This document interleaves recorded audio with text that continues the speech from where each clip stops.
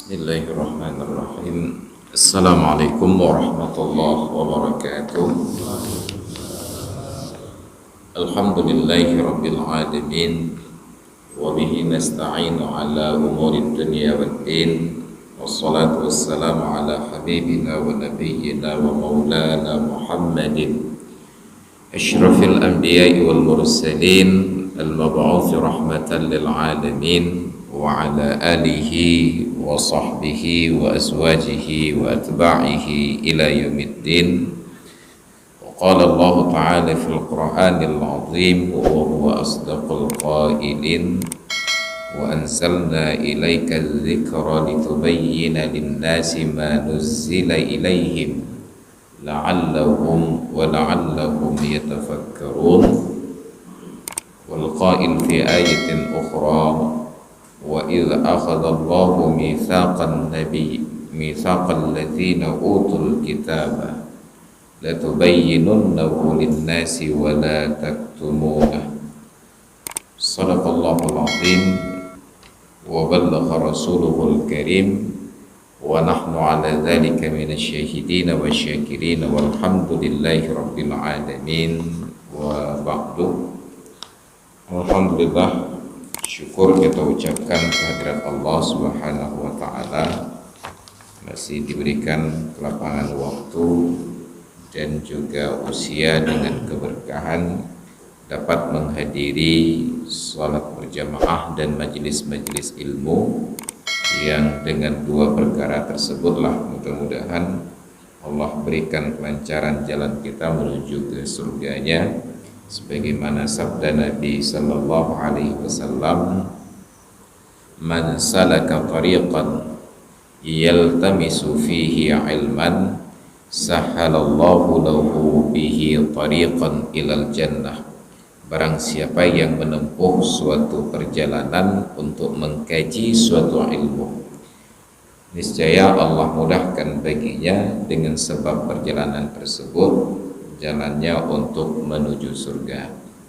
Maka alhamdulillah kita masih diberikan kekuatan tersebut untuk terus menapaki jalan dan melangkah sedikit demi sedikit.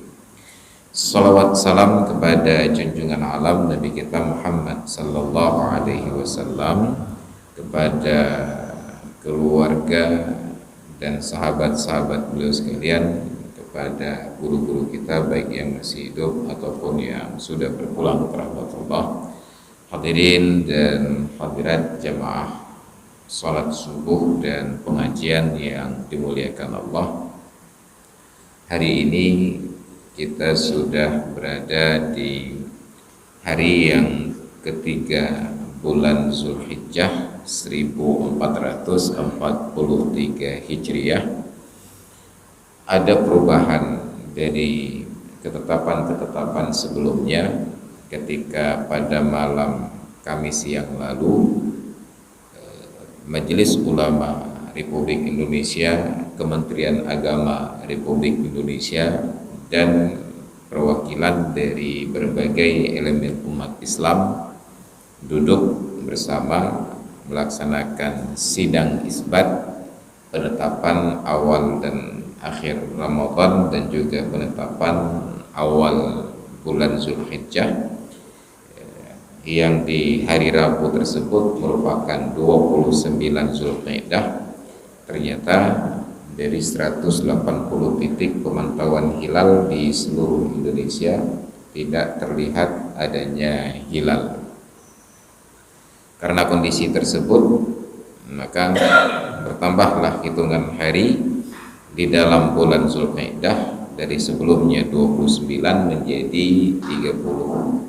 Dengan pergeseran tersebut, yang rencana semula Idul Adha akan dilaksanakan pada hari Sabtu tanggal 9 Juli menjadi Idul Adha di hari Ahad tanggal 10 Juli. Maka bersamaanlah tanggalnya antara Masehi dengan Hijriah. Jadi bila hari ini sudah merupakan tanggal 2 Juli, maka hari ini juga merupakan tanggal 2 bulan Zulhijjah. sedangkan dalam kalender Hijriyah yang sebelumnya sudah dijadikan tanggal 3 bulan Zulhijjah. Maka perubahan tersebut tentu berdampak psikologis. Yang pertama, bagi kita umat Islam yang hidup di Aceh yang konon katanya bersyariat Islam, ini masih konon ya, karena kita belum melihat syariat Islamnya. Yang konon katanya bersyariat Islam, yang di tahun ini ternyata Idul Adha-nya tidak ada libur sama sekali, dan itu sama sekali juga tidak merisaukan para pemimpin, bahkan para pemimpin agama. Nggak ada libur Idul Adha sama sekali. Oh, libur Pak Ustaz, hari Ahad itu libur. Hari Ahad itu bahkan tanpa Idul Adha pun tetap libur. Jadi benar-benar tidak berharga sama sekali Idul Adha dan hari-hari tasyrik setelahnya bagi kita. Masih syukur bila penetapan Idul Adha-nya tanggal 9 Juli yang bertepatan hari Sabtu, masih sempatlah libur 2 hari, Ahad, Sabtu dan Ahad. Walaupun itu tidak sah disebut sebagai liburnya Idul Adha karena tidak ada kekhususan. Maka itu juga menunjukkan betapa di negeri ini tradisi lebih penting daripada syariat. Demi tradisi Idul Fitri yang hanya sehari haram berpuasa, negeri ini mampu meliburkan sampai dengan hampir 15 hari. Ada H-7, ada H+7. Tapi untuk Idul Adha yang oleh syariat memang dibesarkan sampai diberikan nama Idul Akbar, hari raya yang lebih besar, yang oleh Allah mengharamkan puasa selama 4 hari berturut-turut, 10, 11, 12 dan 13 Zulhijjah, ternyata tidak ada liburnya sama sekali. Nauzubillah, kita sangat miris melihat negeri ini, dan lebih miris lagi ketika melihat lembaga keulamaannya santai-santai saja dan tidak punya reaksi sama sekali. Itu nauzubillah, benar-benar hal yang di luar dari prediksi semua orang, betapa rapuhnya negeri yang konon katanya bersyariat ini. Maka menimbulkan pertanyaan pertama, Arab Saudi itu tetap Idul Adha-nya di hari Sabtu, dan jemaah haji yang berangkat tahun ini sangat bersyukur bahwa wukuf mereka bertepatan dengan hari Jumat. Konon katanya bila wukuf di hari Jumat itu adalah haji akbar. Kata-kata haji akbar itu dipopulerkan oleh Allah di dalam Al-Quran, wa ma anzalna ala abdina yaumal hajjil akbar. Itu adalah wahyu yang Allah turunkan pada peristiwa haji akbar. Haji akbar yang dimaksud adalah haji wada ketika Rasulullah dan umat Islam wukuf di Arafah pada tanggal 9 Zulhijjah yang bertepatan dengan hari Jumat. Lalu yang kedua, secara logika dipahami haji akbar karena umat Islam berbeda pendapat tentang hari yang paling utama sepanjang tahun itu, antara satu kelompok yang menyatakan hari yang paling istimewa adalah hari Jumat, dengan kelompok yang kedua yang menyatakan bahwa hari yang paling istimewa dalam setahun adalah hari Arafah.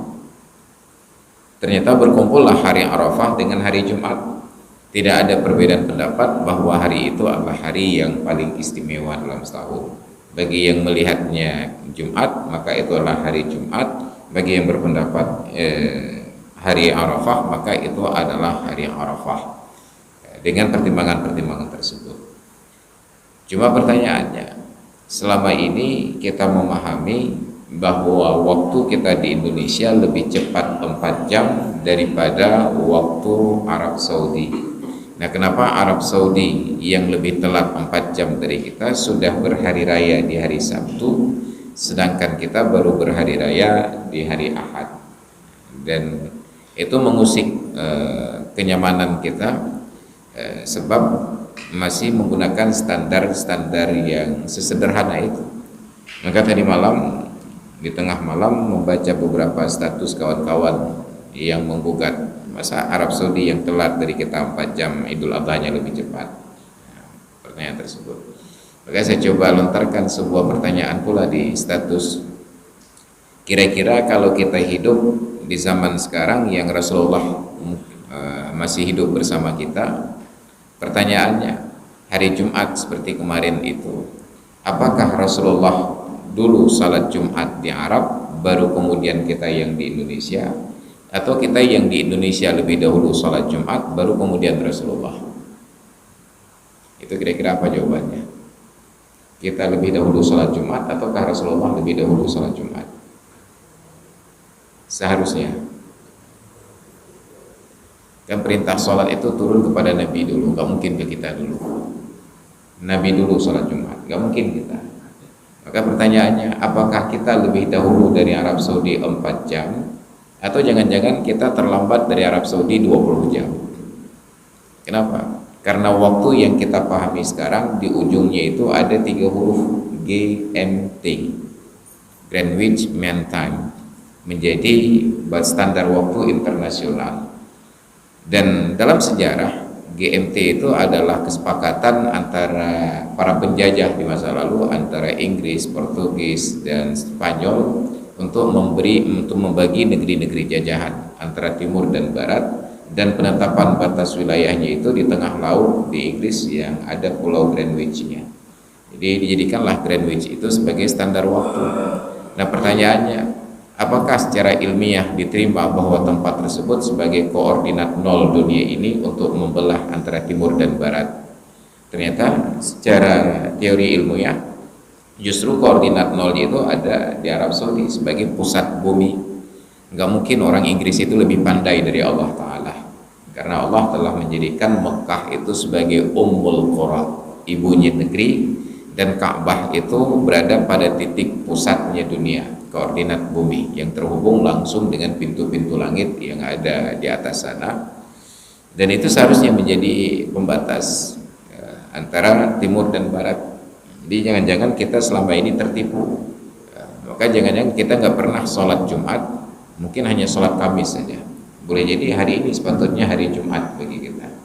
Kenapa? Karena penipuan-penipuan para penjajah terhadap negeri jajahan itu sangat sistematis. Buktinya orang Jawa yang diangkut ke Suriname itu sampai hari ini masih ada yang sholat menghadap ke barat, padahal mereka sudah berada di barat, harusnya menghadap ke timur.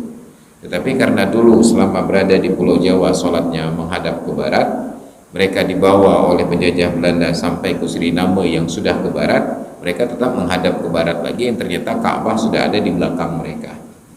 Ini kan pembodohan yang terstruktur, dan mereka tidak memberitahukan kepada orang-orang yang mereka bawa tersebut bahwa Ka'bahnya sudah di belakang.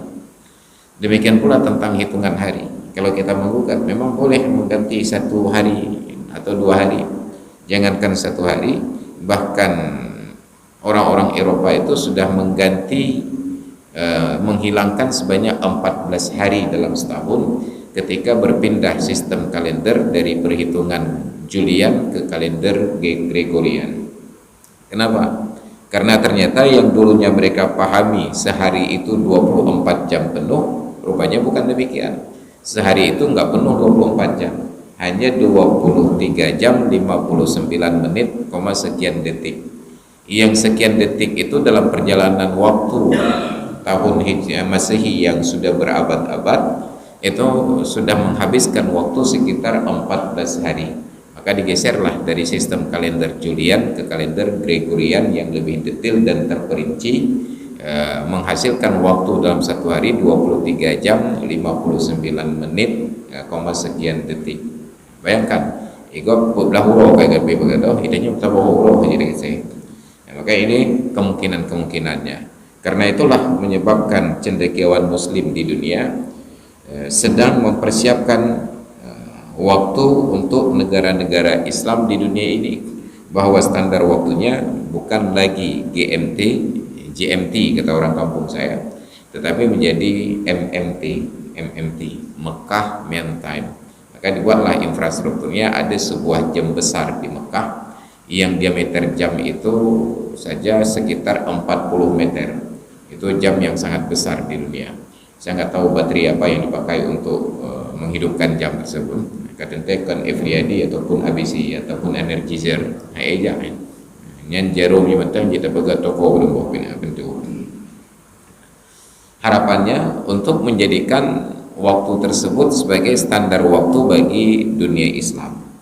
Maka kalau ada yang bertanya, masa kita yang lebih dahulu 4 jam dari Arab Saudi, hari rayanya telat sehari? Jawaban paling sederhana, tanyakan lagi. Kira-kira kalau Rasulullah masih hidup, kita duluan sholat Jumat atau beliau dulu lebih dahulu? Enggak mungkin kita lebih dahulu, karena beliau itu dijadikan imam. Wa innama ju'ilal imamu liyutamma. Hanya saja dijadikan imam itu untuk diikuti. Beliau lebih dahulu, baru kita yang belakangan. Yang agak sedikit berbeda barangkali sopir pada mobil double decker itu ada yang penumpangnya lebih maju daripada sopirnya, tapi di lantai atas itu lebih cepat sampai dari sopir. Yang kedua, penetapan ibadah di dalam Islam itu dengan proses melihat posisi bumi terhadap benda-benda langit atau melihat posisi benda langit terhadap bumi. Jadi saat dulu kita belajar tentang waktu-waktu sholat, nggak pernah dinyatakan sholat subuh itu jam 5 lewat sekian, sholat duhur jam 12 lewat sekian. Selalu saja penentuan waktu sholat berdasarkan posisi matahari terhadap bumi.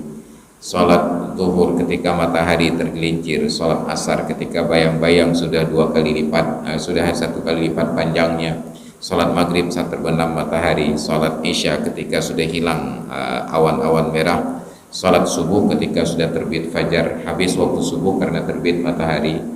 Itu semua adalah proses ru'yah. Cuma masalahnya untuk sholat tidak ada lagi yang ru'yah, semuanya sudah pakai hisab. Maka hampir tidak pernah ada yang kumandangkan azan, baik dia itu Muhammadiyah ataupun NU, yang ketika ingin azan duhur keluar dulu lihat matahari sudah tergelincir atau belum. Hanya lihat jam saja, sudah jam 12 lewat 50 atau belum. Jadi ini menunjukkan bahwa sudah ada kesepakatan ijma' sukuti di antara umat Islam bahwa untuk waktu salat tidak perlu lagi ru'yah, tinggal lihat hisabnya saja. Tapi untuk penentuan ibadah bulanan masih terjadi perbedaan antara ru'yah dan hisab. Mayoritas merujuk pada proses ru'yah. Arab Saudi pun negara-negara Islam yang lain tetap dengan proses ru'yah. Yang masih bertahan dengan hisab adalah kawan-kawan Muhammadiyah yang ada di Indonesia. Maka dulu ketika pertama kali dipublikasi tentang proses sidang isbat, ada salah seorang akademisi praktisi keilmuan di LAPAN, lembaga antariksa dan lembaga pengetahuan dan antariksa, yaitu Thomas Jamaluddin, yang secara belak-belakan menyebabkan ketersinggungan perasaan kawan-kawan Muhammadiyah, khususnya Kiai Dim Sensuddin waktu itu.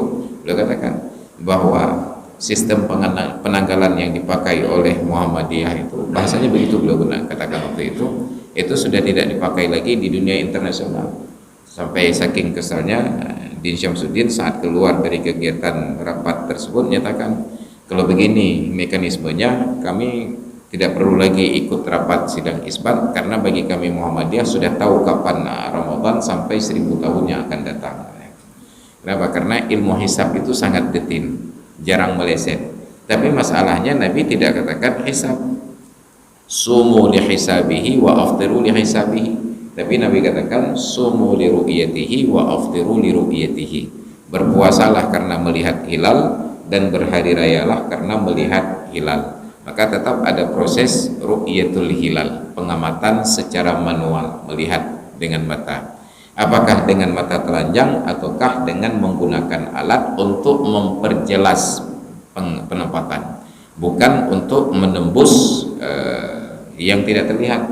Maka digunakan teropong tersebut bukan untuk melewati awan-awan tersebut, tetapi untuk memperbesar penglihatan apakah benar itu bulan. Maka disebut dengan teropong, bukan dengan mikroskop ataupun yang lain sebagainya. Hanya teropong bintang saja untuk memperjelas objek yang dilihat. Jadi dari proses ru'yah tersebut di seluruh garis pantai di Indonesia ada hampir 180 tempat pemantauan. Ternyata tidak ada satupun yang melaporkan bahwa mereka melihat hilal. Kalau tidak terlihat berarti belum masuk bulannya. Kalau belum masuk bulannya maka bergeserlah harinya. Jadi terjadilah nanti Idul Adha kita di hari Ahad. dengan tetap kita hargai perbedaan dari kawan-kawan Muhammadiyah yang berhari raya di hari Sabtu. Kalau Idul Fitri ada pergeseran Sabtu dan Ahad, mungkin mayoritas kita akan memilih Sabtu saja, ngapain puasa lagi, kaji kopi lah. Tapi Idul Adha tidak ada perubahan apapun, tetap bisa ngopi sepanjang waktu. Hanya tinggal pertanyaan, kapan kita akan berpuasa Arafah. Maka timbullah pertanyaan, sebab pemahaman orang awam puasa Arafah itu karena menghargai orang-orang yang sedang wukuf di Arafah. Jadi kalau orang wukuf di Arafah hari Jumat, harusnya kita puasa hari Jumat. Ini pemahaman yang keliru. Kenapa? Sebagaimana pernah kita jelaskan pada pertemuan-pertemuan yang lalu, Arafah itu adalah nama untuk dua perkara. Yang pertama, nama tempat, dan itu ada di dua lokasi di dunia ini. Yang pertama ada di Mekah, namanya Padang Arafah, dan yang kedua ada di Serambi Mekah, namanya Blang Padang Arafah. Ya, desa Arafah. Memang hebat Aceh. Yang di Arab itu no. Kalau di Arab ada Mekah, Madinah, kita di Aceh juga ada Hotel Mekah dan Hotel Madinah. Ya. Itu yang pertama, nama tempat. Dan tentu puasa itu bukan karena tempat tersebut. Buktinya orang-orang yang berada di tempat yang bernama Arafah itu justru tidak disunatkan puasa. Yang sunatkan puasa justru orang-orang yang tidak berada di tempat tersebut. Maka tentu yang dimaksudkan adalah yang kedua, yaitu nama waktu. Kapan disebut waktu itu dengan Arafah? Tanggal 9 Zulhijjah. Maka ketika Nabi katakan Al-Hajju Arafah, itu merujuk kedua-duanya sekaligus. Haji itu adalah Arafah. Apa Arafah? Yang pertama tempat dan yang kedua waktu. Maka tempat yang dimaksud adalah sebuah lokasi yang terdapat di dekat kota Mekah. Waktu yang dimaksud adalah tanggal 9 bulan Zulhijjah. Maka orang yang wukuf di tempat tersebut bukan tanggal 9 Zulhijjah tidak sah haji. Orang yang wukuf pada tanggal 9 Zulhijjah tetapi bukan di tempat tersebut juga tidak sah haji. Maka ketika Nabi menyatakan Al-Hajju Arafah, itu merujuk kedua-duanya sekaligus, tempat dan waktu. Jadi ketika kita berpuasa Arafah, sudah pasti bukan karena tempat, melainkan karena waktu. Bila karena tempat, sedangkan di tempat tersebut tidak disunatkan, maka siapa lagi yang disunatkan? Maka tentu ya pilihannya adalah tentang waktu. Kapan waktunya? Yang dinamakan dengan hari Arafah adalah hari tanggal 9 Zulhijjah, bukan hari ketika orang sedang wukuf. Karena bila pun tidak ada orang wukuf, tetap hari itu dinamakan dengan hari Arafah, tanggal 9 Zulhijjah, sesuai dengan tempat masing-masing. Maka sekitar 5 tahun yang lalu saya sholat zuhur tanggal 8 Zulhijjah di Masjid Baitus Shalihin Ulekaring, yang kebetulan di Arab Saudi sedang wukuf tanggal 9 Zulhijjah. Setelah selesai sholat zuhur, ketika akan keluar, saya melihat ada beberapa orang yang saya kenal sedang duduk di tiang-tiang masjid. Maka saya dekati mereka, berjabat tangan, lalu saya ajak, "Ya, tanya kopi." Salah seorang di antara mereka yang hadir menjawab, "Oh, malaikat maaf, saya belum puasa." Di Ulekaring itu puasa bahasanya, karena nah, belum puasa. Saya tanya, "Puasa apa?" Dia jawab, "Puasa Arafah." Itu puasa Arafah runya macam tanggal 8. Badannya tanggal 8 Ustaz, tapi di Mekah kan kau wukuf. Oh, jadi puasa orangnya karena di Arab dengan wukuf. Ya Ustaz. Maka karena waitan semayang lahu. Kenapa salat zuhurnya terlalu cepat sedangkan di Arab belum zuhur? Maka kata dua ya. Kenapa? Dia berada di Ulekaring tetapi beribadat mengikut waktu yang ada di Arab. Inilah namanya salah jaubat. Jadi beribadat itu sesuai dengan waktu di wilayah masing-masing di tempat kita berada. Maka kalau kita di Indonesia, waktu untuk berpuasa sesuai dengan yang diinstruksikan oleh pemerintah di negara ini yang berkewenangan di bidang tersebut, sesuai dengan aturan-aturannya, dan tidak ada unsur bagi kita untuk menolak dengan alasan mazhab. Sebab bagi kita di Aceh yang mayoritasnya adalah NU, ternyata proses penetapannya itu berdasarkan standar NU, yaitu dengan ru'yah. Nah, paling-paling hanya ada alasan bagi kawan-kawan dari Muhammadiyah karena dari dulu sudah berpegang kepada mekanisme hisab. Maka bagi yang ingin berpuasa Arafah, waktunya adalah nanti di hari Sabtu. Di hari Jumat ada puasa sunat tarwiyah. Dari sekarang sudah ada puasa sunat Zulhijjah. Karena kata Imam Al-Ghazali, kedudukan puasa sunat yang tertinggi itu ada 4 silsilahnya. Yang paling tinggi derajat dari puasa sunat adalah puasa Arafah tanggal 9 Zulhijjah. Sebab kata Rasulullah di dalam hadis, puasa Arafah dapat mengampuni, bukan dapat, puasa Arafah itu mengampuni dosa setahun yang lalu dan setahun yang akan datang. Yang kedua, kedudukan puasa tertinggi, puasa sunat adalah puasa Asyura tanggal 10 bulan Muharram. Karena kata Nabi, puasa Asyura mengampuni dosa setahun yang telah lalu. Yang urutan ketiga adalah puasa sunat berturut-turut 9 hari di awal bulan Zulhijjah, dari tanggal 1 sampai dengan tanggal 9-nya. Dan kedudukan yang keempat adalah puasa sunat berturut-turut 10 hari di awal bulan Muharram, tanggal 1 sampai dengan tanggal 10 Muharram. Hanya timbul pertanyaan, kalau kita puasa hari Sabtu berdasarkan hitungan pemerintah, ternyata dalam ilmu Allah Ta'ala yang benar adalah pendapatnya Muhammadiyah, hari raya Idul Adha adalah tanggal 9 Juli yang bertepatan dengan hari Sabtu 10 Zulhijjah. Sedangkan kita ikut pemerintah berhari rayanya di hari Ahad tanggal 10 Juli, berpuasalah tanggal 9. Ternyata benar ijtihad kawan-kawan Muhammadiyah bahwa hari itu adalah hari Idul Adha. Apa yang terjadi? Kalau hari itu hari raya Idul Adha, hari raya Idul Adha 10 Zulhijjah haram hukumnya berpuasa. Berdosalah kita. Kenapa? Karena berpuasa pada hari yang diharamkan puasa. Nya kagura. Kibanci deku beda puasa hari. Tetap berpuasa. Tapi jangan-jangan nanti salah benar Muhammadiyah, kita berpuasa di hari raya. Apabila haram puasa kita tersebut dan berdampak dosa, maka dosanya ditanggung oleh Menteri Agama. Baik tanggung di dengku yakul. Kayaknya menyahai tanggung teror bagi doang Jokowi. Kenapa?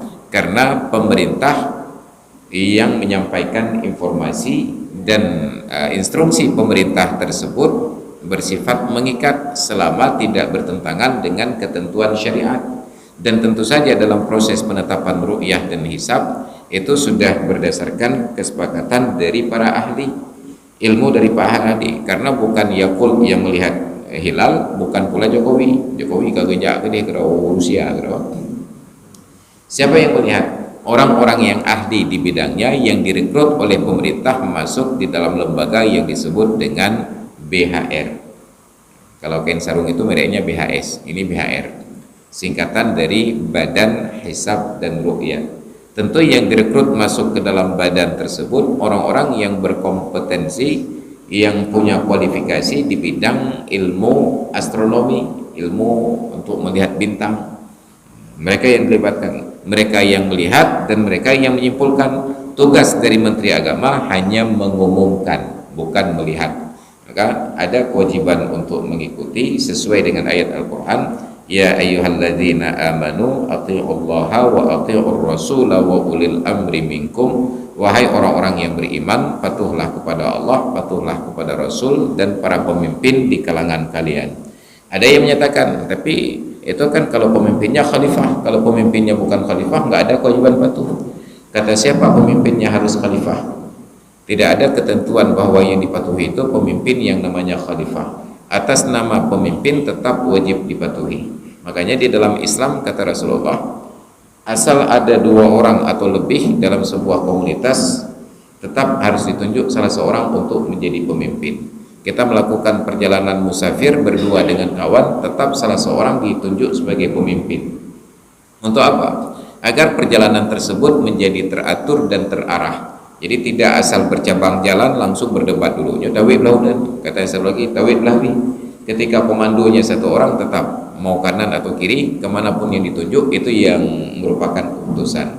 Jadi tidak disyaratkan yang dipatuhi itu mesti khalifah. Maka Nabi sudah ingatkan 14 abad yang silam, wa may ya'ish minkum min ba'di fasayara ikhtilafan katsira. Barang siapa yang hidup di antara kalian setelah aku mati, pasti akan melihat adanya perbedaan pendapat yang sangat banyak. Maka dalam kondisi berbeda-beda pendapat tersebut, fa'alaikum as-sam'u wat ta'ah, kalian wajib dengar dan wajib patuh. Wa in ta'ammara 'alaikum 'abdun habasyiyun, sekalipun yang memimpin kalian itu seorang budak yang hitam legam dari negeri Afrika, tetap wajib patuh. Ini standar dalam syariat, karena seburuk-buruknya punya pemimpin yang buruk lebih baik daripada tidak ada pemimpin sama sekali. Seburuk-buruknya punya pemimpin yang buruk lebih baik daripada tidak punya pemimpin sama sekali. Kita naik mobil tapi sopirnya itu buruk sekali cara mengemudi. Tinta kita mau igau mentang manggu-anggu dia. Oh, bro, dah kau cara ibang tu. Seburuk-buruknya mobil yang ada sopir lebih baik daripada mobil yang berjalan tanpa sopir. Hanya kayak dabung juga ya. Kenapa? Karena tidak ada yang mengendalikan. Ini ada orang yang baru belajar nyetir. Tiba-tiba dia yang pegang setir karena sopirnya pingsan barangkali. Tiba-tiba pingsan sopir, langsung satu orang pegang setir. Itu apa motor? Hana apa? Yang lebih hebat ganyan mati tiu daripada hana tupim kupun. Ini kondisi negeri kita. Jadi seburuk-buruk negeri yang dipimpin oleh pemimpin yang buruk jauh lebih baik daripada negeri yang tanpa pemimpin sama sekali. Maka nauzubillah. Jadi ada kewajiban untuk patuh dan taat kepada pemimpin. Nah, yang kedua, tentu saja kita hidupkan syiar-syiar agama. Ada sebuah syariat yang sudah tidak lagi aktif di negeri ini, yaitu bahwa di Idul Adha itu kumandang suara takbir sudah disunatkan sejak dari subuh hari Arafah. Tapi di negeri ini kita tidak pernah dengar kumandang takbir subuh hari Arafah. Baru ada kumandang takbir malam hari raya, dimulai dari depan Masjid Raya sampai ke simpang Surabaya. Enak tak guys? Mudah-mudahan ada kebik. Dan itu pun kita sesalkan. Guru-guru kita di lembaga keulamaan mulai dari MPU, Dinas Syariat Islam, Kementerian Agama enggak memberikan arahan sama sekali kepada umat, kepada masyarakat apa yang harus kita lakukan. Ngobrol yang dalamnya. Maka kesal kita kepada lembaga tersebut karena bawa bulu-bulu. Kita sudah gugat tentang kondisi negeri ini yang tidak bertuan, syariat yang tidak diberikan penghormatan. Urang tu untung rata tegau, tapi MPU baru dulu ya. Sudah berbulan-bulan kita kritik tentang bagaimana penampilan orang-orang di Banda Aceh ini yang melecehkan syariat. Saya duduk ngopi di warung kopi itu dekat lingkungan Masjid Baitul Salihin. Itu orang laki-laki yang keluar masuk masjid, yang keluar masuk lingkungan masjid pakai celana pendek, tidak terbebani sama sekali. Anda mesti ingat, itu panitia masjid sudah kita gugat habis-habisan, baru teringat, ini payah pasang spanduk dan buat pintu tamong, pintu debit, bahwa yang masuk masjid harus mengindahkan syariat, tidak boleh masuk apabila terbuka aurat. Itu sudah sejak hari Ahad lalu komitmennya, sampai hari ini boleh pasang spanduk. Ini kena yang merupakan panitia masjid, yang buah apa yang wakah. Bahu jauh pengen kayak banget. Bayangkan kita sudah berikan saran dan ide, mereka sudah buat komitmen, tapi untuk hal sesederhana itu tidak mampu untuk dieksekusi. Mampat hidup dalam akidah dia ya. Jadi MPU baru betul ya. Itu biarlah berita MPU Aceh mengecam orang-orang yang pakai celana pendek. Ini dia keberatan ke tempat media. Ini negeri kita.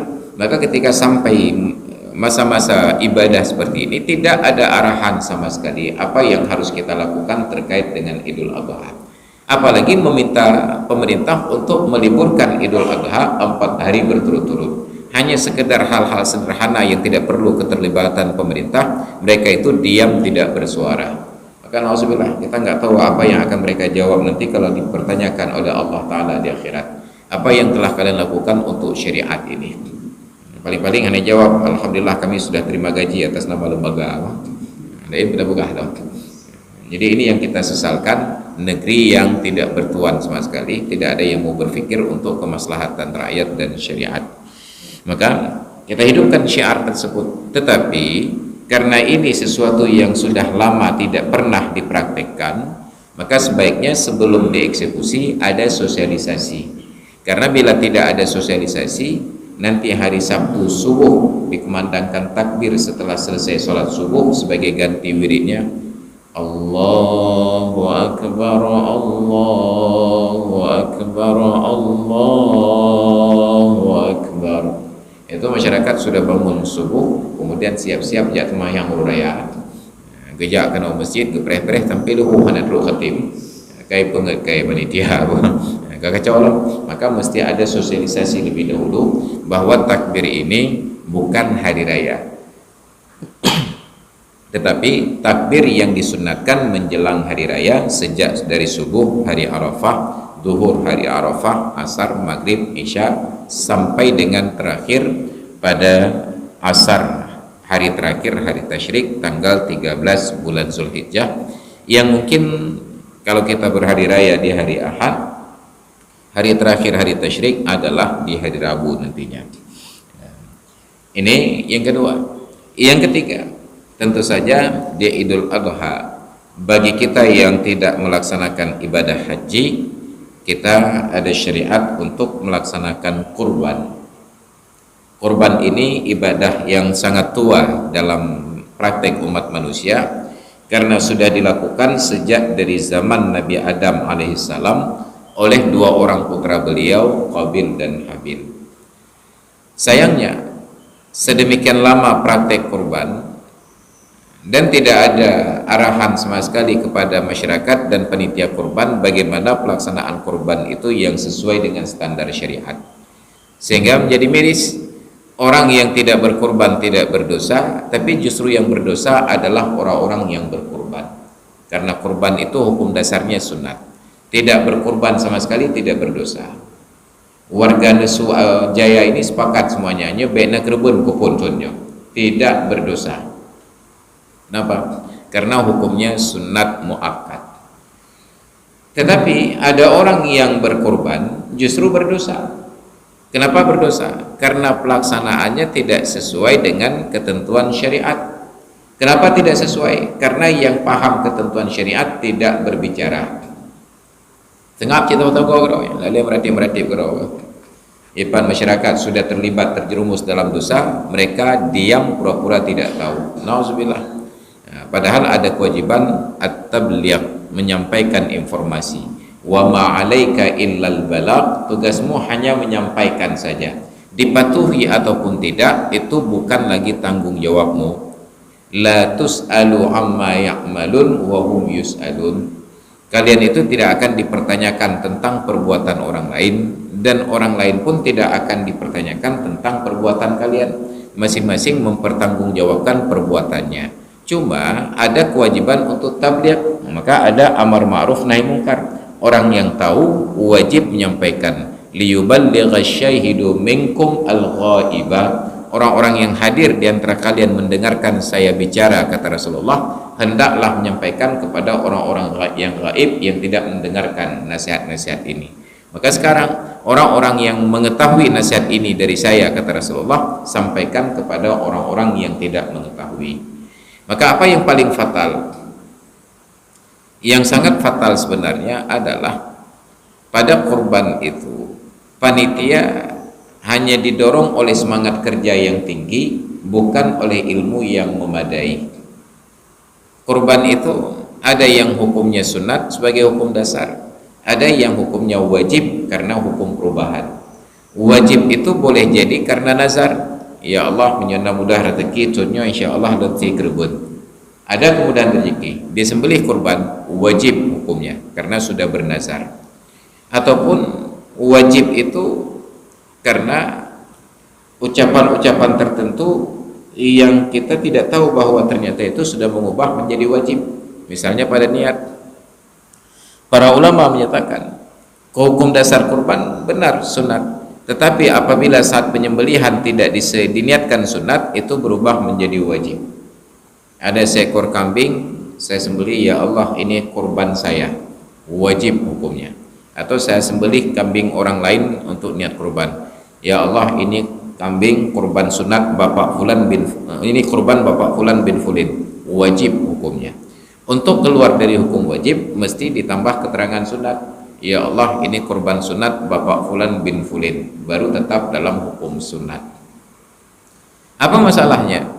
Masalahnya adalah bila kurban itu menjadi wajib dengan sebab-sebab yang tadi kita sebutkan, maka pemilik kurban itu haram mengkonsumsi dagingnya. Pemilik kurban haram mengkonsumsi dagingnya. Sedangkan dalam sistem kepanitiaan kita, kepada pemilik tetap diberikan jatah sepertiga dari besaran kurbannya. Karena sudah diberikan, getagun juga seop. Apa yang terjadi? Dalam hukum dia haram mengkonsumsi.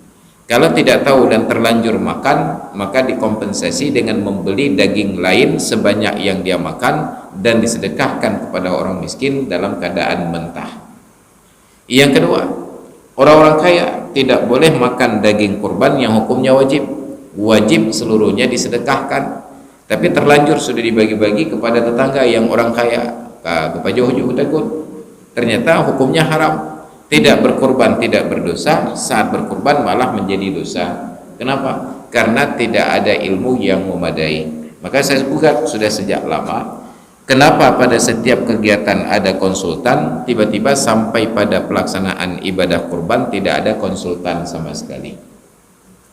Ibadah haji itu setiap kloter dilengkapi dengan seorang konsultan ibadah, diberikan nama TPIHI, Tenaga Pembimbing Ibadah Haji Indonesia. Artinya orang-orang yang sedang dalam pelaksanaan ibadah ada masalah dan ingin tahu jawaban, tinggal bertanya saja kepada TPIHI ini. Secara teori demikian, walaupun pada prakteknya bahkan ada TPIHI mungkin rongang lah, hanya karena faktor administrasi saja lewat jadi TPIHI. Dulu saya berangkat haji 2009, TPIHI kami memang orang alim, profesor dari lingkungan kampus UIN, tetapi beliau saking berwibawanya, penampilan cik gagah dan raya panjang boleh dada lagi orang Arab, geduk dalam kamar kerja lalu pegang makalah, tidak menemui jemaah dan jemaah pun tidak berani menemui beliau. Eje kebunnya berangkat haji atas fasilitas jemaah, tetapi sampai ke Arab tidak melayani jemaah sama sekali. Nenek-nenek dari cekenya menyangkalangannya jangan ada jemaah nih, karena terlalu wibawa orangnya. Harusnya orang-orang yang diberikan tugas demikian mendatangi jemaah secara bergiliran, berdiskusi dengan mereka, menyapa mereka. Bu, apa kabar, sehat? Apa ada persoalan tentang ibadah? Harusnya proaktif, bukan hanya duduk manis saja, dapat tiket gratis, diberikan uang saku lagi. Itu pun uang sakunya penuh, saku atas, saku bawah, saku depan dan saku belakang. Nyandung dia uang saku kan. Tapi tidak bekerja sama sekali. Ini pengkhianatan besar terhadap orang-orang yang sudah memfasilitasi keberangkatan hajinya. Bahkan auzubillah. Tapi setidak-tidaknya pada pelaksanaan ibadah haji disediakan konsultan. Pertanyaannya, kenapa pada pelaksanaan kurban nggak ada konsultannya? Dalam kepanitiaan kurban itu tidak ada seorang pun yang paham tentang seluk-beluk kurban. Hanya orang yang semangat untuk pelaksanaan kurban saja. Maka ini menjadi masalah tersendiri bagi kita. Oleh karena itu, dalam bab zakat fitrah dan dalam bab kurban, saya memang tidak pernah mempercayakan kepada panitia sama sekali. Saya bayar zakat fitrah, saya kelola sendiri, dan untuk kurban saya cari panitia saya sendiri.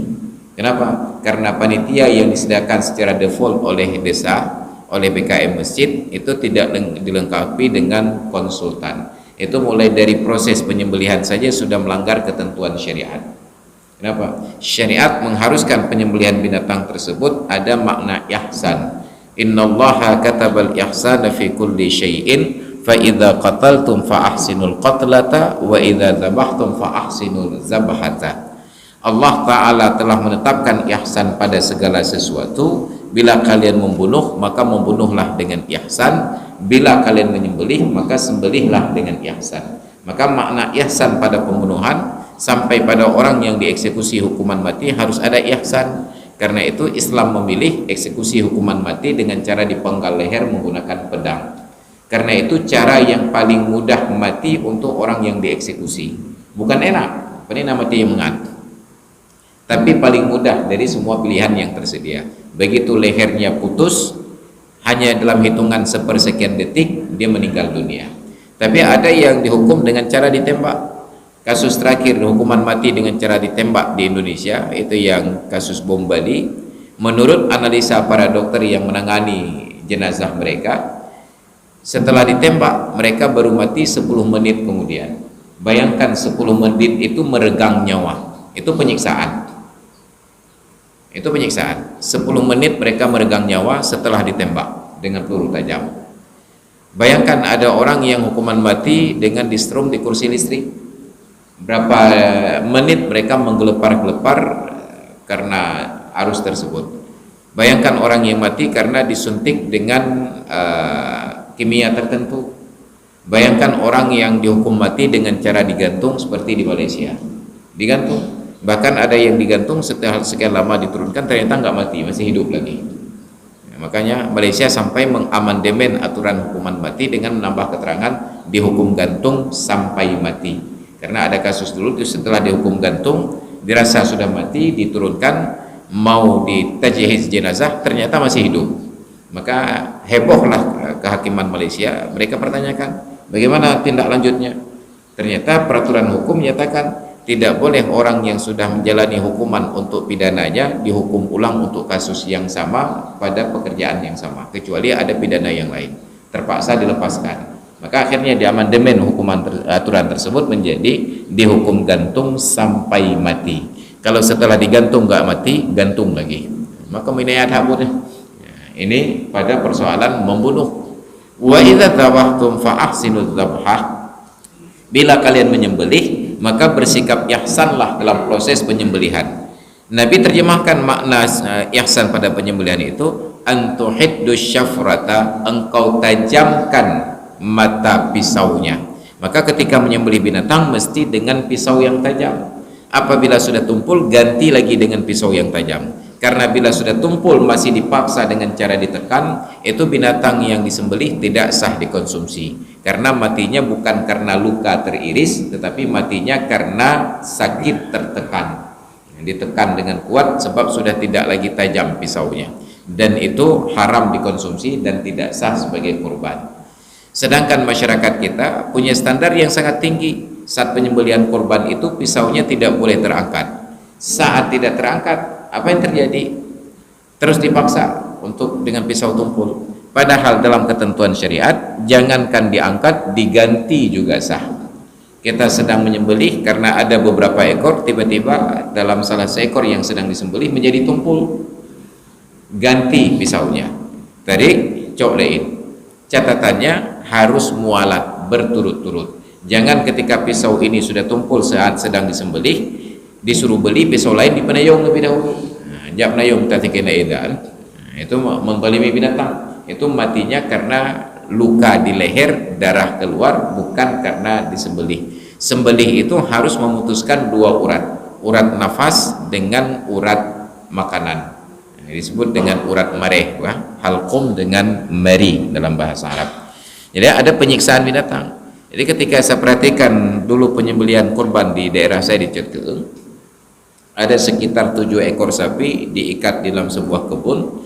Itu mau langsung disembelih saja sambil dipertontonkan kepada sapi-sapi yang lain, maka minayat hakuna. Maka saya katakan gak boleh.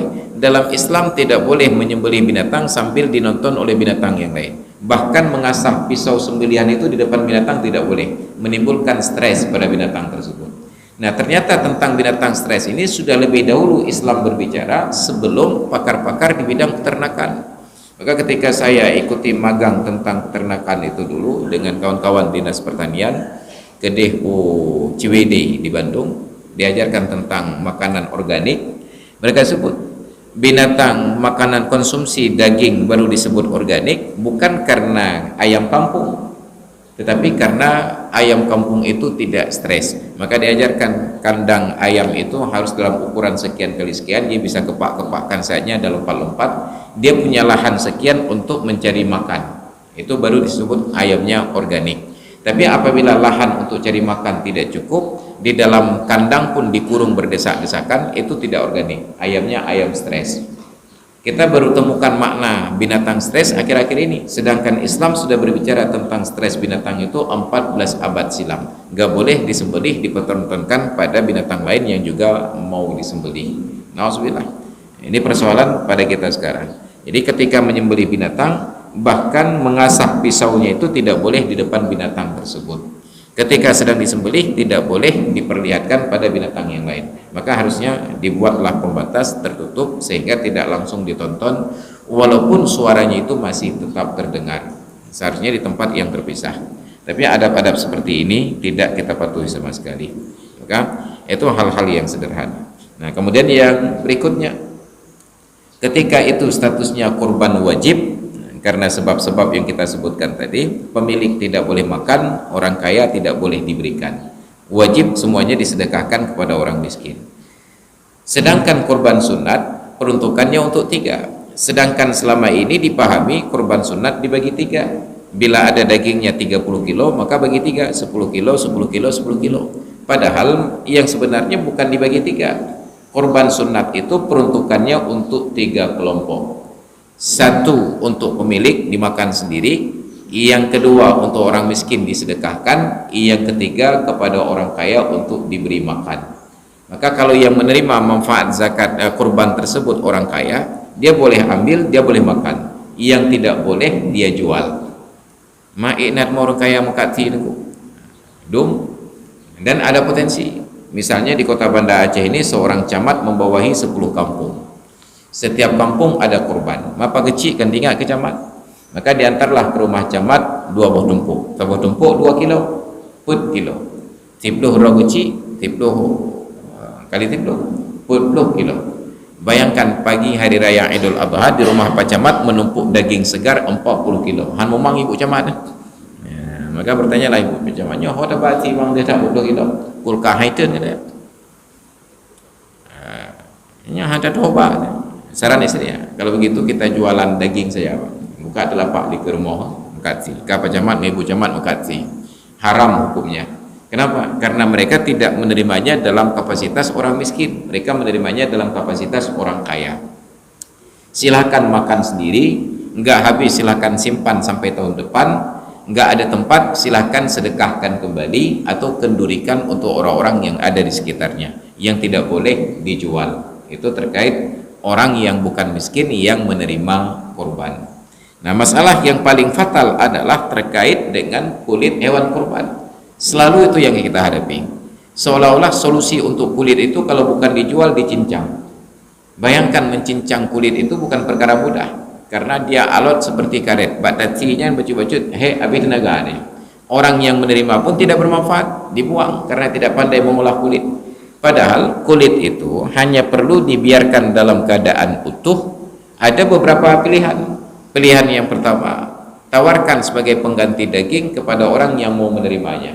Tumpuk si namanya 2 kilo, 2 kilo, 2 kilo, puluh kulit itu untuk tumpuk. Yang mau ambil kulit saja silakan ambil kulit, tapi nggak dapat daging. Yang mau daging silakan ambil daging, nggak dapat kulit. Tentu dari sekian banyak warga ada yang mengerti tentang kulit. Ulen pak nejuk kulit betul. Maka apa kulit dah? Ila ada nejuk tip yang hajuk baju kolesterol tinggi bah. Nejuk kulit betul. Lentuk jit pegat alat-alat seni jadi alat kaligrafi ataupun nanti saya jual katanya. Saya tahu kemana harus menjual. Oh kata Pak Ustaz enggak boleh jual kulit. Yang tidak boleh jual kulit pemilik dan panitia. Adapun orang miskin yang menerima kurban, yang menerima kulit boleh mereka jual. Pemilik tidak boleh, panitia tidak boleh menjual. Tetapi orang miskin boleh, yang menerima kulit boleh menjualnya. Jadi panitia hajat Ustaz, hajat. Orang kau hajat, hajat. Orang ngatin hajat, hajat. Oh hajat. Kamu ibu belau bawanya mentang. Itu pun masalah. Nanti di hari penyembelihan kurban datanglah panitia, Pak. Gepegah dia Ustaz, kamu hajat belau kulit. Nyo nak tolong belau siat, tek peng terbagi 2 apa. Nyan no cano mano bada kerben kau. Maka itu yang paling krusial tentang kulit. Biarpun kulit itu secara utuh begitu saja. Apakah nanti diberikan kepada seorang miskin sebagai ganti mendapatkan daging, atau dikembalikan kepada pemilik masing-masing kurban? Pak, ini kurban Anda sudah kami sembelih, kami bagi-bagi, ini ada kulitnya, kami kembalikan ke Anda. Mau aku pakai? Nah, pemiliknya. Terserah, mau Bapak gantung di pagar begitu saja, mau Bapak olah jadi pakaian, jadi perhiasan, jadi sepatu, jadi sendal, jadi jaket, jadi pulang. Pegat timah, barang apa aja. Pegat rapai, pegat tambu, je. Yang jangan dijual. Om yang benar pegat tambu mentang. Maka pun dia tambu ngarapai kan? Nanti lembu belah tambu pulau rapai, nyampu belah boleh je. Jadi kalau sudah dibuat rapai, itu hanya boleh untuk dipakai. Tidak boleh untuk manfaat ekonomi, disewakan dan dijual. Tapi kalau sekedar untuk dipakai, disumbangkan untuk anak-anak di lembaga pendidikan untuk IPP rapai silahkan. Itu yang paling sering terjadi di dalam kasus kepanitiaan kurban. Maka hadirin dan hadirat sekalian yang dirahmati Allah, ada banyak problematika yang harus kita diskusikan terkait pelaksanaan kurban tersebut, karena waktu pula sudah jam 6:32, sudah berakhir waktu salat subuh sekitar hari ini syuruk terbit matahari jam 6:30. Tapi untuk pelaksanaan salat sunat syuruk sebaiknya kita menanti sampai sekitar 5-7 menit yang akan datang. Wallahu alam bissawab wa ilaihil marji'una wal ma'ab. Mungkin Bapak dan Ibu ada pertanyaan, disilahkan dengan segala hormat.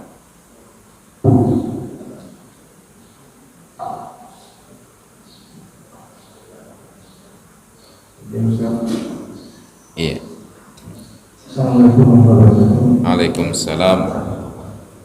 Tentang kurban panitia, selama ini panitia itu kan sudah ada jatah peningkatan. Kemudian masyarakat tadi dapat lagi hak panitia, bukan empuk. Nah, ini gimana Ustaz? Apakah boleh panitia menerima Hak panitia? Iya. Baik, terima kasih.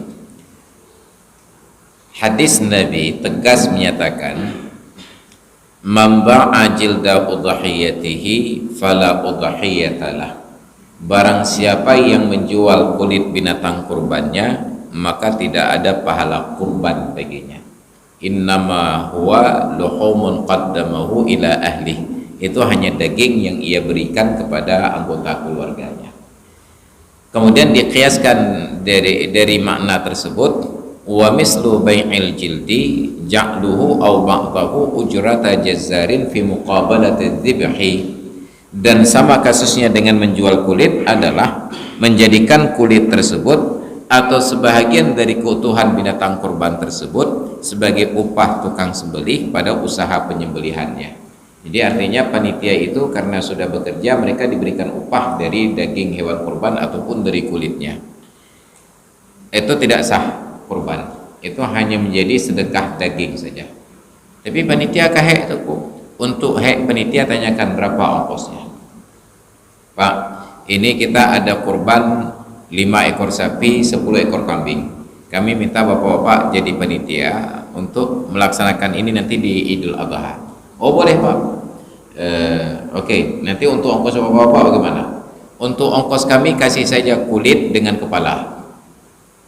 Batal kurban. Jangan sebutkan nominal berapa untuk ongkos bapak melaksanakan penyembelihan. Anak kamu menuju asal mantan dua badempuk, hanjut batal kerban kau. Ongkos mesti pekah betul. Amnya mana nujuk peng 500,000 untuk sabah lemau, 200,000 untuk sabah kameng. Nyo untuk lemau 500,000 apa? Nyo. Kameng 200,000 apa? Nyo. Tapi ingat awalan hana merokok tim bacut. Hana yuk bacut Pak. Hana menyumbang tamah 30,000 itu. Selesaikan hak-hak mereka. Pokoknya Anda tidak berhak apapun. Sudah selesai. Okey, itu hak mereka. Nanti pada saat pelaksanaan kurban, warga lain saja yang tidak menyentuh hewan ini bisa dapat daging kurban satu tumpuk. Masa panitia tidak dapat satu tumpuk? Maka sebagaimana warga lain dapat, panitia juga dapat. Tapi tetap warga lain satu tumpuk, panitia satu tumpuk. Yang tidak boleh, panitia dapat lebih. Nyawa orang lain ketijik sebuah tumpuk, di panitia 2 buah ketijik. Ditanya oleh orang yang bilang, awak ada lebih ke 2 buah kelompok. Kamu panitia. Kamu panitia. Itu kalau jawabannya kamu panitia, batal kurban. Kenapa? Karena ongkosnya diambil dari daging tersebut.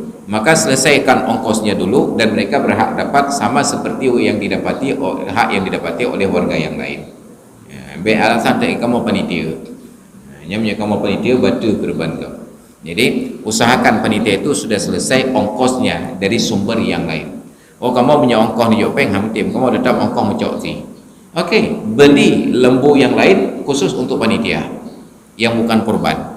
Karena dari ongkos tersebut kan sekitar 500 ribu tambah lemo. Pada lemo tu si. 10 pada lemo. 500 ribu kali 10 na 5 juta. Cimita ada 5 juta. 5 juta hana merompok lemo tu. Pecah merompok anak pe. Anak pe-nya bahasa Inggrisnya lemo sin. Cuma dalam bahasa Aceh lebih kaya tafannun fil ibarah disebut anak pe wah. Jadi silakan beli lembu yang lain atau beli daging yang lain. Yang jangan diambil daging ini sebagai ongkos untuk panitia kerja. Itu pantangan pada kurban. Tidak boleh untuk panitia diongkosi dari keutuhan binatang. Bukan berarti panitia tidak berhak mendapatkan daging kurban. Berhak. Orang lain yang tidak menyentuh kurbannya saja berhak dapat daging. Masa panitia enggak dapat? Dapat. Tapi sama seperti yang diterima oleh warga lain. Om ya benar hek kamu kerja denku? Karena heknya ke maka adanya pada mengkau. Nyo penayahran juga. Obat heran tabah lemo 500 ribu tabah kami 200 ribu na tiploh bah lemo 500 ribu kali tiploh na 7 bah kami na tiploh nak kambing 200 ribu kali tiploh cok nyepat peng ongkos kerja mati hana merokok aku lagi urang nak merokok dunan kau ada mai kamu kahek nyangkanya 7 peng lah. Jadi budak-budak lewat sana sudah selesai. Itu tentang panitia, tidak boleh ambil lebih seperti daripada apa yang diambil oleh warga yang lain. Bahwa mereka lelah bekerja, berikan ongkos dari sumber yang terpisah. Dan ongkos itu tidak mesti dengan uang tambahan yang lain. Mungkin karena sudah terlanjur cok ripe 2 juta di tengah tempau, hantar dijit lagi baru rumpau, maka beli sapi yang lebih murah dari harga meripe. Benar selisihlah harga seekor sapi itu sekitar 500 ribu. Jadi kalau 2.500.000 harga biaya meripe, seekor sapi ada bertujuh, 7 kali 2,5 juta kan sekitar 17,5 juta. 17.500.000. Jangan beli sapi yang harga 17.500.000. Beli sapi yang harganya 17.500.000 untuk ongkos panitia. Oh nanti ada kebutuhan lain, beli plastik untuk makan siang panitia. Beli sapi yang harganya 16.500.000. Nah lebih 3 juta dalam tabulumu. Nyan baik jam agen mah. Yang lebih 1 juta itu bukan hak agen. Itu panitia namanya. Panitia bekerja, ambil ongkosnya, selesaikan semua kebutuhannya, lalu pertanggungjawabkan berapa biaya yang tersisa. Ini kami panitia sudah bekerja dari dana bayang bapak dan ibu titip untuk pelaksanaan kurban. Yang dulunya kita sepakati seekor sapi 17.500, ternyata rata-rata yang kami dapati harganya adalah 16.500.000. Maka ada selisih harga 1 juta dalam setiap ekor sapi. Ada 10 ekor sapi, lebih biayanya 10 juta. Sudah kami ambil ongkos untuk panitia seekor sapi 500.000, maka tersisa 5 juta. Sudah kami ambil untuk makan siang 500.000, tersisa 4.500.000. Sudah kami beli plastik 500.000 untuk bungkus daging, tersisa 4 juta. Maka kami panitia pertanggungjawabkan ini ada lebih biaya 4 juta. Ini kami kemanakan uangnya? Maka buat laporan nanti. Ya, tanyakan kepada itu uang pemilik kurban. Tanyakan kepada mereka, kami kemanakan uangnya? Oh kalau ada lebih kembalikan. Maka coba dihitung 4 juta yang lebih ini berapa jumlah orang yang berkurban. Oh ternyata ada 50 orang yang berkurban. 4 juta bagi 50 baru merumpoknya 50 ribu tepuk. Nah, bagi 50 ribu tepuk. Oh ternyata mereka jawab, jangan lagi dikembalikan ke kami Pak, kami ikhlaskan untuk sedekah ke masjid saja. Serahkan ke masjid. Oh ternyata ada ide yang lebih kreatif. Begini saja Pak, jangan kembalikan ke kami, jangan sedekahkan ke masjid. Udahlah kami sedekah ke panitia saya. Alhamdulillah. Kamu dah maklum panitia. Tapi harus ada pertanggungjawaban karena ini adalah uang orang lain. Panitia bekerja dan mereka sudah diberikan upah. Setelah ambil upah, setelah selesai semua masih ada lebih 4 juta umpamanya. Maka itu dipertanggungjawabkan. Oh ternyata nanti pemilik kurban ini beda-beda pendapat. Untuk hak saya sedekahkan ke masjid, maka 50.000 masuk rekening masjid. Untuk hak saya berikan kepada panitia, ambil oleh panitia 50.000, bagi berapa jumlah panitia. Untuk hak saya saya sisakan untuk persiapan kurban tahun depan, titip untuk tahun depan. Itu sesuai dengan apa yang diikrarkan oleh pemilik uangnya. Datang yang lain, pokoknya pulang. Maka kembalikan ke dia 50.000. Kenapa? Karena sesuai dengan keinginan pemilik uang tersebut. Panitia hanya sebagai wakil yang bertindak atas nama mereka. Demikian.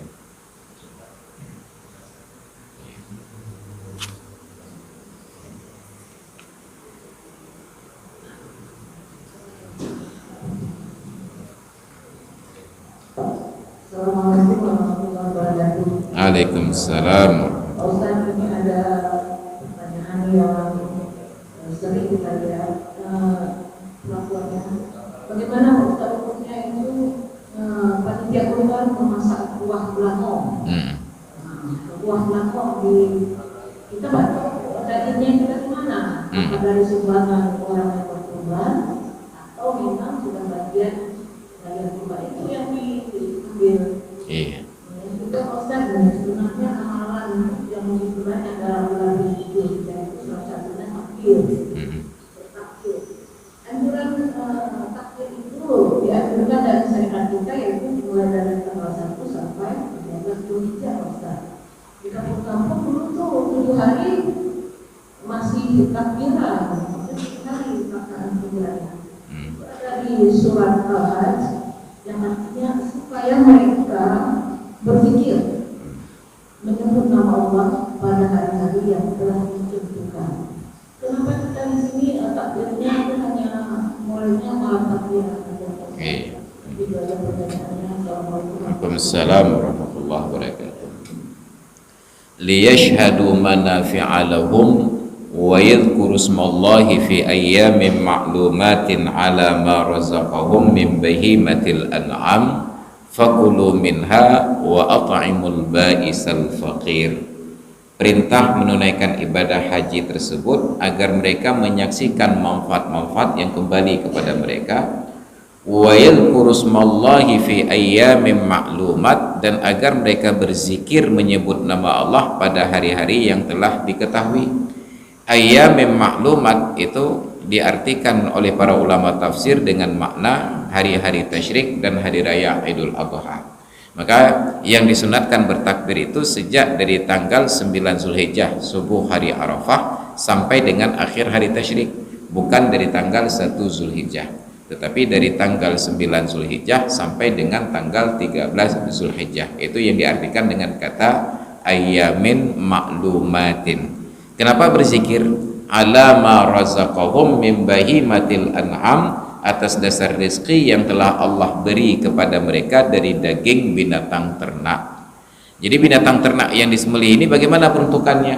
Fakulu minha, makanlah oleh kalian dari daging kurban kalian masing-masing. Makanya untuk kurban sunat, pemiliknya sunat untuk makan. Diberikan arahan oleh Nabi, enggak ada batasan berapa banyak dimakan oleh pemilik, tetapi makin banyak dimakan oleh pemilik makin kecil pahala.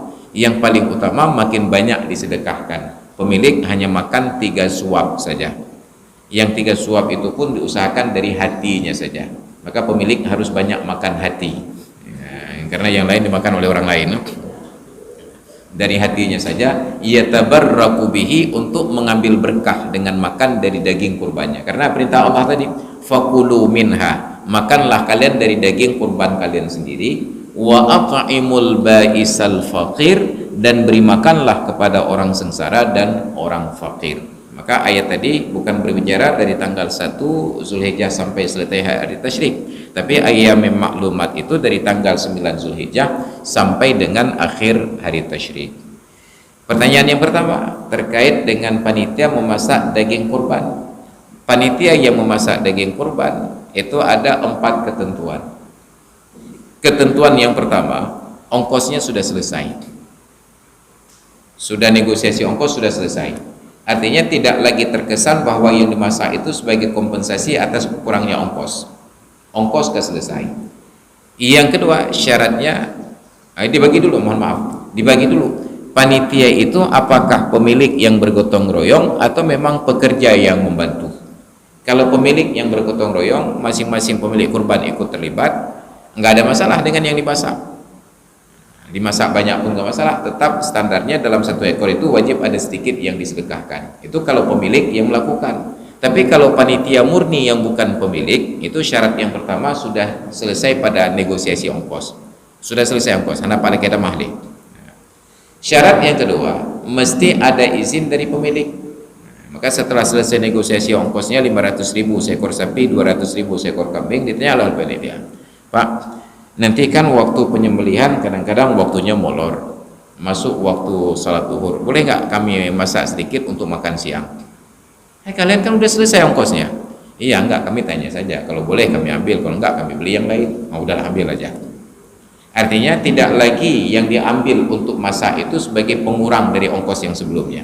Maka urutnya tetap selesaikan ongkos dulu, baru minta izin. Diizinkan. Yang ketiga, ketika sudah dimasak, tidak boleh terbatas hanya panitia saja yang makan. Siapapun yang mau makan silahkan ambil. Jangan nanti saat datang orang lain bawa piring mau ambil, ipeh aja rohana mau ada panitia bah. Ya, itu tidak boleh. Siapapun yang mau makan silahkan. Dan tambah syarat yang keempat, kalau dimasak dalam jumlah yang banyak, maka tidak boleh menghabiskan satu ekor binatang kurban secara utuh. Misalnya diambillah seekor kambing untuk dimasak, padahal kambing kurban. Kalau kambing kurban itu dimasak semuanya dalam keadaan utuh, maka itu tidak sah kurban, karena kurban wajib menyisakan beberapa bahagian daging mentah untuk disedekahkan. Jadi kalau terpenuhi 4 syarat ini, boleh dimasak. Dan sedapat mungkin memang harus dimasak dulu, karena orang yang sholat Idul Adha disunnatkan berpuasa pagi hari sejak sholat subuh sampai selesai sholat Id. Sunatkan berpuasa, dan sunatnya berbuka puasa dengan daging binatang kurban. Makanya pagi hari raya selesai sholat Id, sunat segera sembelih kurban untuk dimasak, dan orang-orang yang berpuasa bisa berbuka puasa dengan daging kurban tersebut. Ternyata kesepakatannya enggak disembelih di hari pertama, kurbannya sembelih besok, maka sunat berbuka besok. Enggak biar bukan, tapi intinya sunat berbuka puasa dengan daging kurban, bukan sunat berbuka puasa besok. Maka diusahakan kalau memang banyak kurban dan sepakat untuk disembelih besok, usahakan hari pertama hari raya itu ada 1 ekor yang disembelih untuk dimasak, dimakan bersama orang-orang yang puasa, atau bagi-bagi daging mentah. Yang berpuasa, sampaikan informasi, yang sudah niat puasa tadi pagi belum makan dan minum, silakan ambil daging kurban sebuah gepai tapo. Sabar dengan tuh, ini tak tanggung nyok untuk buka puasa, untuk buka puasa, kan kedua untuk mengambil berkah sunatnya. Yang lain tengok sih, yang lain tengok sih. Nyok untuk buka puasa matang ini kan, itu adab-adabnya. Maka perlu hari pertama itu ada yang dimasak sebahagian untuk memberikan menu berbuka kepada orang yang berpuasa. Tapi ingat, puasa pada hari raya Idul Adha itu bukan puasa definitif. Jangan waktu imsak diniatkan saja aku puasa sunat hari ini karena Allah Ta'ala. Itu berdosa. Karena kita tahu bahwa hari 10 Zulhijjah hari yang diharamkan berpuasa. Maka puasa yang dimaksud hanya al-imsak, menahan diri untuk tidak makan dan tidak minum, bukan berpuasa dengan niat puasa. Kalau berniat berpuasa haram hukumnya. Nah, itu kan ketentuan ilmu. Kalau tidak kita pahami, bat harap pahala UBP kenulput merumpok paling UBP. Maka hati-hati dalam beribadat, tidak boleh sembarangan. Demikian.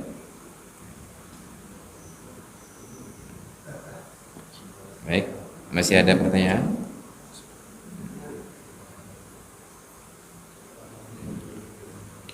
Baiklah Bapak dan Ibu sekalian yang dirahmati Allah, demikian pengajian kita pada pagi hari ini. Nanti kalau ada kesepakatan apakah hari Sabtu depan subuh masih ada pengajian atau tidak, nanti kita diskusikan ulang.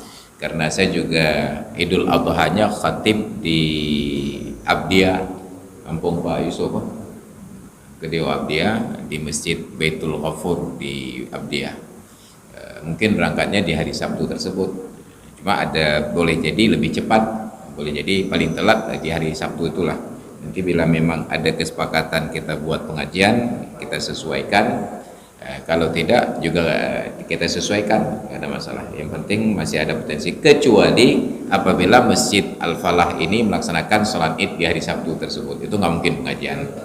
nya kata adat aja bunga-bunga horo dia bergabung ya nya kata tuang buka hadi kiban malimu baik wallahu alam bissawab wa ilaihil marji'una wal ma'ab. A'udzu billahi minasyaitonir rajim. Bismillahirrahmanirrahim. Alhamdulillahirabbil alamin wassalatu wassalamu ala sayidina Muhammad wa ala alihi wa sahbihi ajma'in. Allahumma rzuqna fahman nabiyyin wa hifdzal mursalin wa ilhamal malaikatil muqarrabin. Allahumma 'allimna ilman yanfa'una wanfa'na bima 'allamtana wa zidna ilman wa fahman wa alhiqna bis salihin. Rabbana ighfir lana dhunubana wa liwalidayna warhamhuma kama rabbayana shighara wa li jami'il mu'minina wal mu'minat wal muslimina wal muslimat al ahya'i minhum wal amwat innaka sami'un qaribun mujibud da'awati ya qadiyal hajat. Allahumma ja'al jam'ana hadha jam'an marhuma wa tafarruqana min ba'dihi tafarruqan ma'suma wa la taj'alna wa la fina shaqiyyan wa la mahruma. Rabbana atina fid dunya hasanah wa fil akhirati hasanah wa qina azaban nar. Sallallahu ala sayyidina Muhammad wa ala alihi wa sahbihi ajma'in. Walhamdulillahi rabbil alamin. Al-Fatihah. A'udzu billahi minasyaitonir rajim.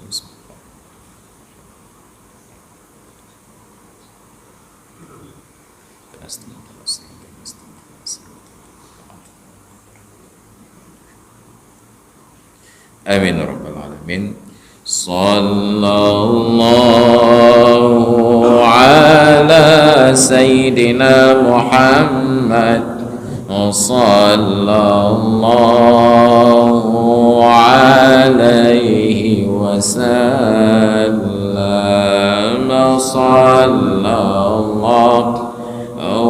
ala sayyidina Muhammad. Sallallahu alaihi wasallam. Sallallahu ala sayyidina Muhammad. Ya Rabbi salli alaihi wasallam. Hadanallahu bikum ajma'in. Assalamualaikum warahmatullahi wabarakatuh.